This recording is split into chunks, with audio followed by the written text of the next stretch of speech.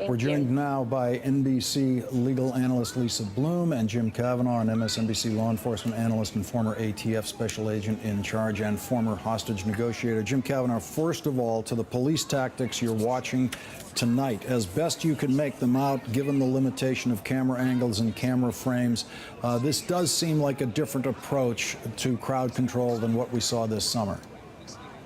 Yes, Lawrence, it does, absolutely. I saw a lot of differences. I think they've learned a lot of things. The officers were outfitted in more traditional police riot, civil disturbance gear. I saw officers on top of the Bearcat armored vehicle with binoculars instead of .308 rifles looking out, which is the appropriate way to do it. And you mentioned some of the officers with the long guns. Those were, from what I saw, you know, the orange colored, those are used for gas and rubber bullets, sting ball. So that's what we saw there. And they seem a little more measured. You made a good point. Rachel did as well. Look, this is one car on fire. Happens every night in every city of America. Cars catch on fire. So it's not something to get overly worked up about. And they seem to be handling that appropriately. They seem to be more measured. And the crowd is small, and whoever burned the car might have been one or two persons. So I don't see this as it's not a big riot or anything. There's one car on fire. And I think they've learned a lot. You know, I would maybe drop back a little on the gas and smoke if the crowd will kind of dissipate, and you might have the rest of the evening with no one hurt. Lisa Bloom, I'd like to get your legal reaction to what you heard from the district attorney tonight. I'm ashamed, Lawrence. I'm ashamed for my justice system that is so good at protecting celebrities and authority figures, and so pathetically bad at protecting the ordinary person, especially when that's an African-American person assaulted by a white person, especially a police officer. I mean, there's no question about it. What we saw from Bob McCullough tonight was a defense attorney presentation dressed up as a prosecutor doing the presentation. He talked about conflicting evidence. There's conflicting evidence in every case. We wouldn't be the land of mass incarceration if every case was treated the way this case was treated. Conflicting evidence means you can't even charge a man. I mean, that was just so outrageous and disturbing to me. There's no question that Darren Wilson got special treatment. I wished one of the reporters would have asked Bob McCullough about that. Why don't all of the other defendants in St. Louis get the treatment that Darren Wilson got, which is a prosecutor who doesn't want to file charges himself, a prosecutor who has close ties to where the defendant works, a prosecutor who puts on all of the evidence, meaning all of the defense evidence, and then doesn't request any particular charges to be filed. I mean, this prosecutor bent over backwards to ensure that there would not be charges filed. And many of us, myself included, have said all along that we would be absolutely shocked if there was an indictment because he rigged the system to get the result he wanted. He got that result. And he never explained in that press conference why Officer Wilson feared for his life, the most important fact in this case. He said that Officer Wilson shot Mike Brown twice in the car. That means that a twice shot, bleeding Mike Brown is running away. Officer Wilson knows he is not armed. Even if he came towards him again, why would he be threatened for his life? Why would he have to shoot him in the head and kill him in that moment? And unfortunately, Bob McCullough never answered that question. I want to go back to Paul Butler, former prosecutor, who was our first guest in the evening. To Lisa's point, Paul Butler, the district attorney never said what the key piece of evidence was proving or getting to a reasonable satisfaction level that Darren Wilson had to kill Michael Brown. In fact, in the press conference, there was only one real evidentiary question asked, and that was by a woman reporter. I just have my notes, says 9:55 p.m. I don't know who it was. And she asked him, what evidence other than Darren Wilson saying that Michael Brown was coming at him, what evidence other than that justified the shots outside of the car, which we know were the kill shots? And his answer was, he didn't cite any particular piece of evidence. His answer was these two words, quote, everything presented. Now, that is not a prosecutor or a lawyer's answer, is it? it's certainly not a prosecutor who seems to be conducting a good faith investigation. I've appeared before grand juries 100 times. I've never seen a process like this, Lawrence. It really does seem like the fix was in. And there's a tradition here. There's a tragic tradition with this prosecutor. He's now 0 for 5 in cases in which he's taken to the grand jury cops who shot unarmed people. And that matches up with a tradition in our country, unfortunately, of African Americans getting over enforcement of law when African Americans are suspects and under enforcement when they're victims. So it does seem as though unarmed African American man or woman has no rights that a white cop is bound to respect. That's the anger. I was happy to hear the president say he understands why people are angry. That's why. Now, we're going to learn a lot about this evidence as we dig into it, depending on how much of it has been released tonight. But I do want to play this moment in the press conference that I just referred to with this question about exactly what was the decisive evidence. Let's listen to this question and listen to this answer. You cite Officer Wilson's description of Brown's movement towards him as a charge. Was there any other evidence that might have led the grand jury to conclude Wilson had reasonable cause for the use of deadly force? Well, again, I think you have to have, I'm not privy to the deliberations, and so I can't say what they saw as highly significant or not, but they had all the information, and they were charged with, and they were told that here's what the law requires, that you consider all of the evidence and the information. And so it's not just, as in most cases, it is not just one bit of evidence that says, all right, that's it, that's all we need to hear. It's everything that is presented, which is why we wanted to make this as complete and thorough as possible.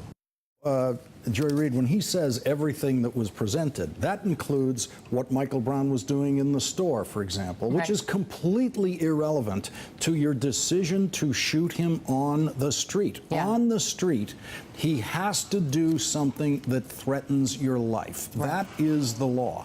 And this district attorney could easily have said, yes, the key piece of evidence that justifies the shots, which he only referred to as several shots, right, a stunningly imprecise description by a prosecutor. Those several shots that were fired outside the car, here's the key piece of evidence that justifies those shots fired outside the car. He did not offer any evidence that justified the shots fired outside the car. Yeah, and it's interesting, and it's interesting that Lisa Bloom described it as a defense presentation, because that is what it sounded like. He went into this long preamble in which he presented something like a narrative, but that left out really important questions and really important information. How far away from the police officer was Micheal Brown at the time he was shot? And to your point, what was the piece of evidence that finally led to the grand jury deciding that there was not enough here to return an indictment even on the most minimal charge? And I think what was also sort of strange about McCullough's presentation, in its sort of blanditude and dryness, was that it was sort of devoid of the emotional core of this case. It was sort of, I don't know, it was sort of bloodless, but he never explained, and he was asked over and over again things like, you know, what about his own feelings about people's disregard of him or people's distrust of him? He just was sort of blank. And I think the blankness of it, in a sense, almost makes it worse. And with that long presentation, he had plenty of time to present whatever information and details could have helped people to understand this decision. And he just chose not to do it. We're joined now by SiriusXM's Mark Thompson. Mark, we have video up now of I believe we have a protest in New York City. You've been with us for the evening. It's at Columbus Circle. Looks like very peaceful. Mark, your reaction to the announcement tonight by the prosecutor and what we've seen in Ferguson tonight? Well, first of all, my thoughts and prayers are with Micheal Brown's family. I cannot imagine how devastating this must feel for them. My thoughts and prayers are completely with them.